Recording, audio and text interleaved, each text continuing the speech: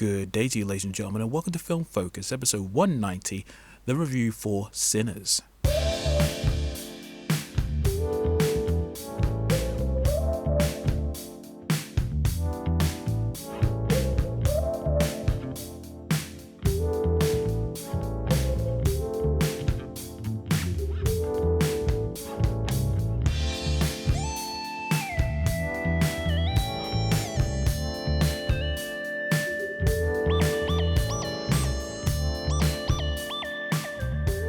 Well, hello there, ladies and gentlemen of the North, South, East, and West, and welcome to another episode of Film Focus. I'm your host, the Hypersonic55, and I'm glad that you decided to join me once again for some film-related discussion.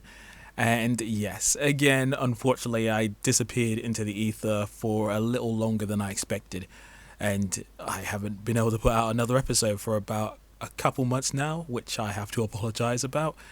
The annoying thing was, in the interim period, there was at least a few films that I had some thoughts on that I wanted to share in terms of Mickey 17, was it The Monkey as well, and there was The Amateur, but for some reason that only had like a limited amount of screening in my local cinema. It's gone now, which sucks.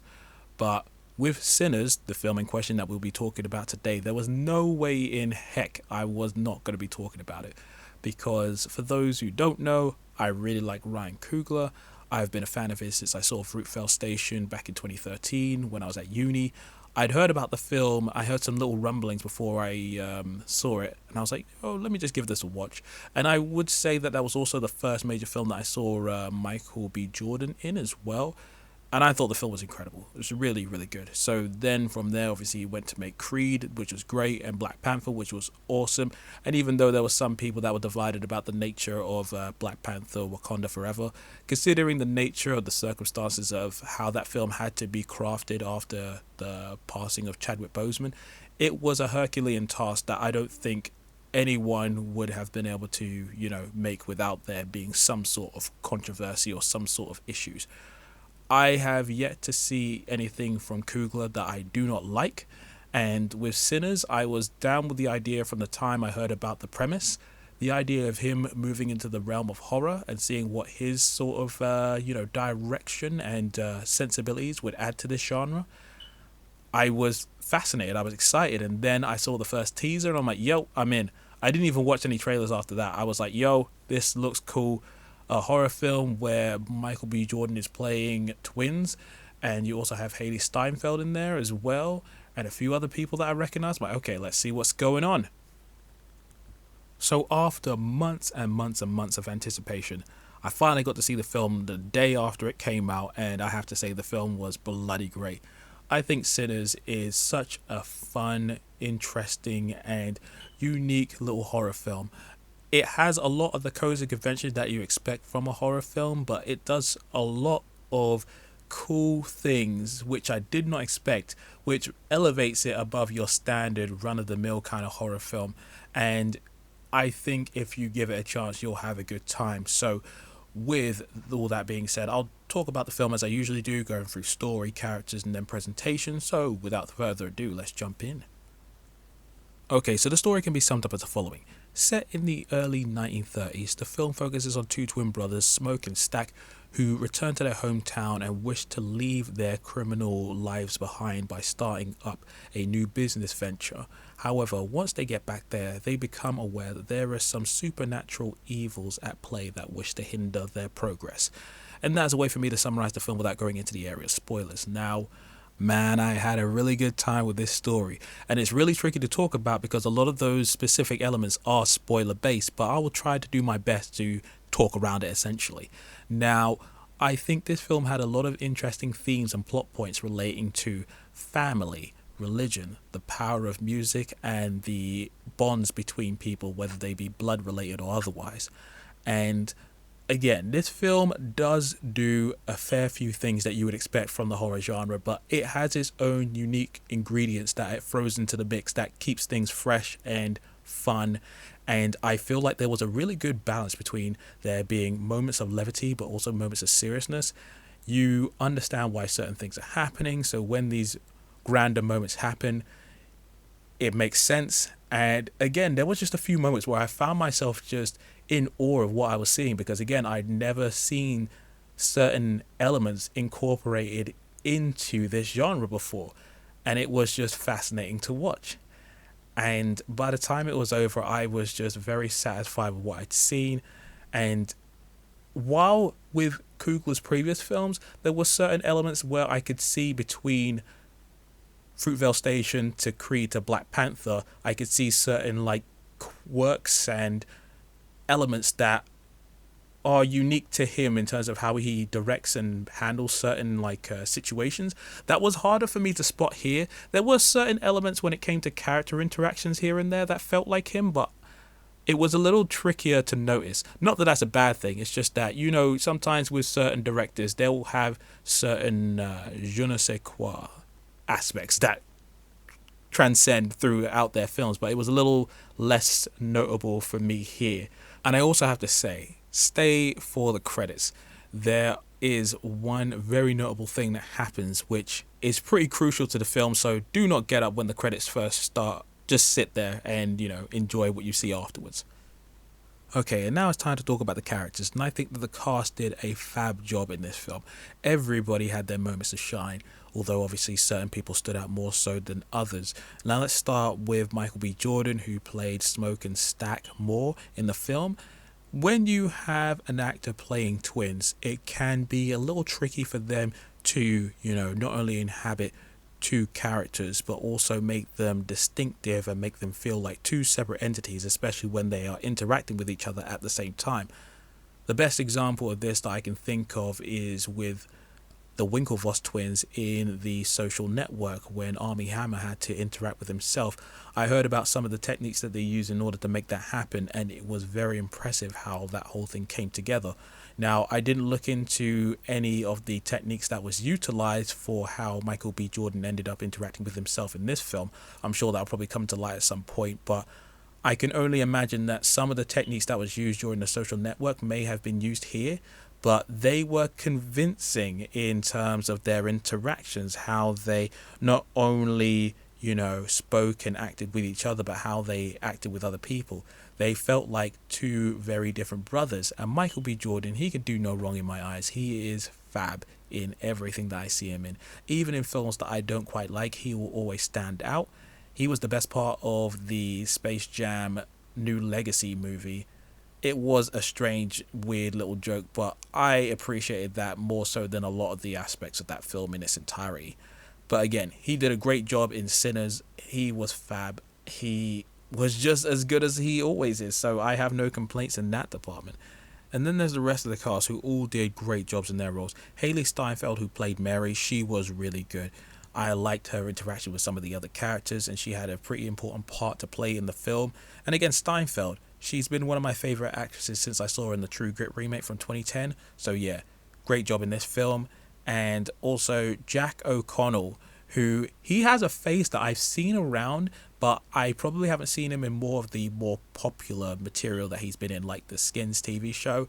I'm mostly familiar with him from his appearances in Harry Brown and the 300 Rise of an Empire sort of weird prequel / sequel film.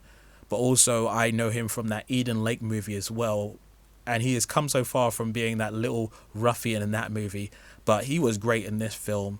And Wunmi Mosaku, who played Annie, who I'm familiar with from the Loki TV show and more recently in Deadpool Wolverine, she was great. She had a very dramatic and authoritative vibe in here, and I thought she was really, really good. And then there's also Miles Catton, who makes his film debut as Sammy in here, and he had really good screen presence, and I'm looking forward to seeing what he does as his career goes from here, because he was really cool. And Omar Miller, he's one of those guys that I see that shows up in a few different films and TV shows here and there, but I'm familiar with him mostly from the Ballers TV show, and I thought he was good in this film. And Delroy Lindo, oh my god, he was so good. He is one of those actors that you have a good time with any time that he's around, and he definitely left an impression in all of the scenes that he was in. Lindo was fab, so damn good. And yeah, again, everybody else did a really good job too. Also, let's talk about that presentation. And I thought it was really good. The presentation visually in this film was really nice. Not only was the camera work quite good, I also liked the way that they handled the lighting. So there were certain moments, especially at night, that really popped in terms of how things were framed and structured. I also liked the use of color in certain scenes as well. And there is one sequence in the film, which I won't spoil, but when you see it, you'll know what I'm talking about. It is one of the most beautifully crafted things I have seen in quite some time. And again, the way it was put together, I cannot imagine how long it took to craft it, but just witnessing that alone was worth the price of admission. And again, it ties into a lot of the themes in the film, especially when it comes to music. And yeah, it was great.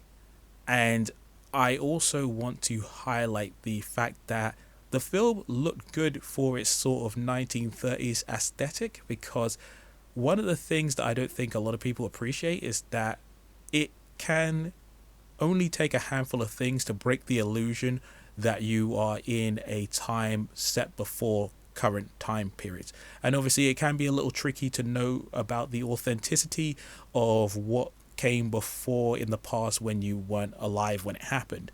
But, just some shoddy set design or bad use of props or some other weird little quirks here and there can just make it seem, this isn't as authentic as it could be.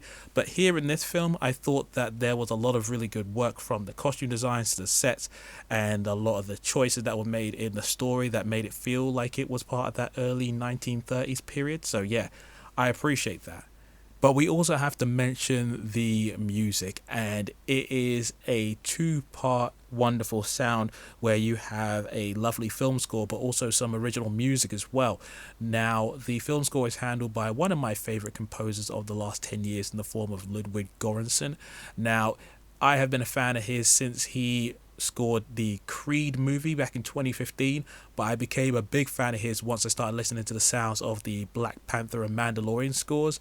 He has such a unique sound with every film that he works on, and you can go from his previous set of projects, from Tenet to Oppenheimer to this, and they all have very distinctive and unique sounds that fit the aesthetic of the world that they are presented in, and obviously they highlight and elevate any scenes that they're used in, and that is no different here. This film has a sound that is unique to the time period it is based on, but also has some unique quirks here and there that, again, make it a more unique Ludwig kind of sound. But then also there's some original songs in there that are quite compelling and very nice to listen to. And I was thinking after the film was over, I'm like, I'm going to have to seek out some of those sounds. And that brings us to the conclusion. Overall, I had a really good time with Sinners, and I would highly encourage you to give it a watch. After all this time of waiting and hoping, this film ended up being what I'd hoped it would be, but also so much more as well. Again, it had a really funny, unique story, great performances from the cast, really good presentation both visually and in the audio department as well, and this is far and away my favorite film of the year so far. Now granted, 2025 hasn't actually been that great for films so far, in the sense that the early side of the year has been pretty quiet, and admittedly I haven't seen nearly as many films in the first 4 months of the year as I would have liked. And I would say probably the only other film that I quite enjoyed to a high degree was Companion, but that was obviously towards the tail end of January. But with the film season picking up in the months of May, June and July, it will be interesting to see where this film ends up on my top 10 at the end of it. But at this point, every other film that's coming out will have to line up against this, so I'm looking forward to seeing how they compare. Anyway, now I throw it over to you, ladies and gentlemen. Have you seen Sinners? Did you like it? Did you dislike it? And what were your favourite aspects of it? Keep it spoiler free if you can when you leave me a comment in the comment section below, or hit me up on Twitter where I'm ipersonic55, or holler at me on Instagram. And yeah, just follow the podcast wherever it can be found. Obviously, primarily based on SoundCloud, but we can also be found on Spotify and iTunes and all those other places. Give me some ratings, give me some follows and subscriptions and all that kind of stuff. It would be greatly appreciated. But yeah, I'll leave it there for now. Thank you for listening as always, and until the next time, this is the Hypersonic 55 signing out. Peace.